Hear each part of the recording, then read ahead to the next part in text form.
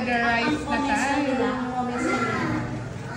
Ito nga yung araw na nag-staycation kami ng mga kaibigan ko ng high school dito sa ML Villa Resort sa may barangay Puctol, San Juan, Batangas. Napagdesisyonan nga namin ganapin ang high school reunion namin dito.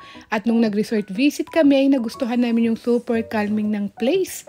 At talagang hanggang gabi walang humpay ang swimming, lafang at chikahan namin. Searchable naman ang place kaya madali nyo lang silang makikita along the way. Pagdating naman sa resort, syempre higa agad pagkita ng malambot at masarap na higaan na kama. Spacious din yung mga rooms nila at sure ako mag-e-enjoy dito yung mga outing na pang tropa o kaya pang team building, ganon. Nagulat nga din ako dito sa banyo nila dahil pagbukas mo ng kortina ay pack, kita mo yung view ng pool. O diba, habe? Syempre sa mga ganitong overnight swimming, ang pinaka-excited tayo ay yung mga pine-prepare na foods. Less hassle na nga kami dahil ang ML Villa na din ang nag-prepare ng foods para sa amin. Kaya literal na sarili na lang talaga namin ang dadalhin namin dito. Hello mga ka-Frenny! Andito tayo ngayon sa ML Villa. Ayan sila nag-prepare nito. Meron silang liempo, tapos adobong manok, at saka tinola, sabaw, yung may mangga din. Tapos ito, dala to ng ating friend na nag-negosyo nila Sisi. Ayan, ang bango.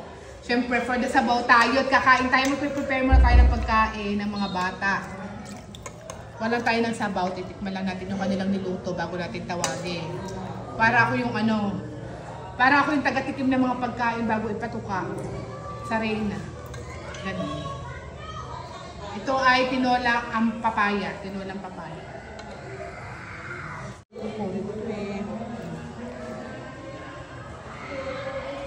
Alright.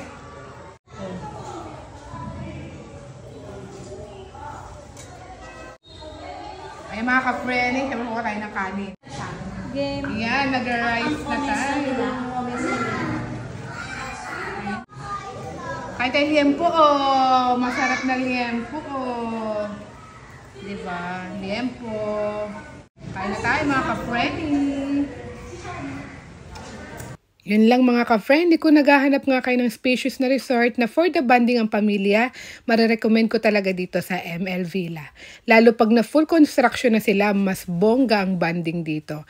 Yun lang, finito na. Thank you for watching. A la próxima. Ciao!